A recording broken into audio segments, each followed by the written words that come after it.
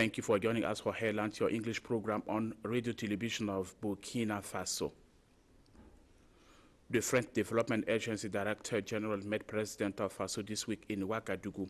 Remy Riou says the visit is to renew the support of his institution to Burkina Faso in its development quest, mostly in energy and agriculture domain. I invite you to listen to Remy Riou on this visit. First visit of the year, and of course I came to Burkina Faso in order to express my thanks to the President, because he was in Paris in December for the roundtable on the development program of the country, as well as on the 75th anniversary of Agence Française de Développement.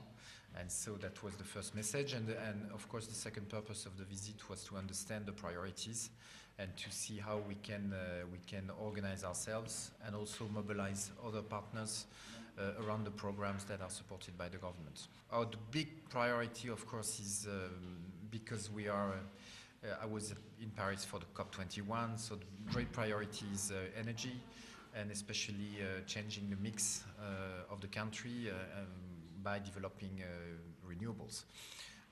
That's first one, and second one is, of course, education, with a link with demography.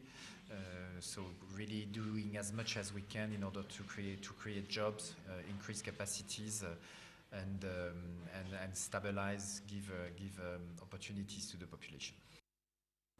The Burkina Faso businessman community is ready to support authorities in the implementation of the PNDS, the National Plan for Social and Economic Development. The delegation of those businessmen met Prime Minister to give the information.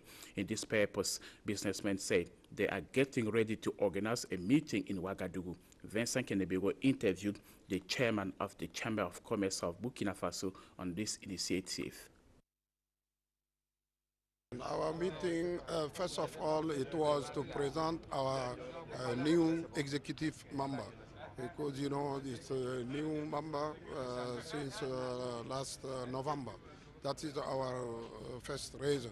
And the second reason, we like to discuss, and we had a good discussion with them, to organize some meeting between government and private sector, to discuss in case of PNDS program, to know what will be the role of private sector. We have a lot of contribution, but first of all we have to sit down and discuss, you know, before we decide the level of our contribution. In the framework of the implementation of the PNDS, Taiwan is ready to fund about 26 development projects in Burkina Faso. The Taiwanese ambassador and the economy minister of Burkina Faso signed a donation compact this week to implement this project. Taiwan is granting about 28 billion of CFA francs. Education, health, energy, computer science, and defense are domains in which Taiwan is aiming to invest in Burkina Faso. The promises made during Burkina Faso and Taiwan 11th Bilateral Mixed Commission held in September 2016 are coming true. Through this ratification, the Highland Formosa is granting to Burkina Faso more than 28 billion local currency, about 23 million euro. This financial support is a gift and will be used to financing 26 projects in the framework of the National Plan for the Economic and Social Development. For Alizatu Rosin Sori, Minister of Finance and Development, this partnership needs to be congratulated, and the ambassador too, because he stepped and worked diligently so that this convention is signed today. Many sectors of development are benefiting from these grants, such as agriculture, health, education, professional trainings, numerical economy, energy, defense, environment, cultural and artistic development. We are supporting the following projects: the rain-fed rice, the technical assistance to irrigation system, and the production of improved rice seeds at Bagre, and so on. We're going to keep on supporting the construction of professional training centers in regions, and also the project of One Light for Africa, said Shen Zheng-on, ambassador of Taiwan to Burkina Faso. These billions in local currency constitute the first billions of Burkina Faso's technical and financial partners for financing the national plan for the economic and social development. And by this, the country hopes that this amount will open the gate for the other billions announced by Burkina Faso technical and financial partners during Paris conference. The new U.S. ambassador got his very first official visit in the regions of the country. Last Thursday, Andre Yang was in Koudougou. In this city, the American diplomat visited the campus where the U.S. embassy founded some project to support students mainly in English learning. Let us listen to Andre Yang. He's giving his appreciation on what he discovered on campus of the University of Koudougou. It is a real pleasure for me to be able to spend this time here at the American corner of Koudougou and to see the fabulous work that the students here are doing with the resources that we've helped provide.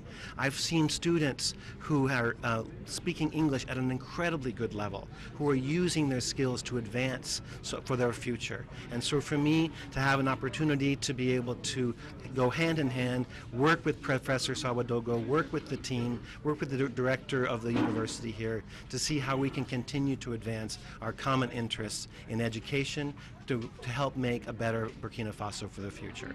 That's my goal. I've been so warmly received by the students here, by the president of the university, and I look forward to continuing our work together.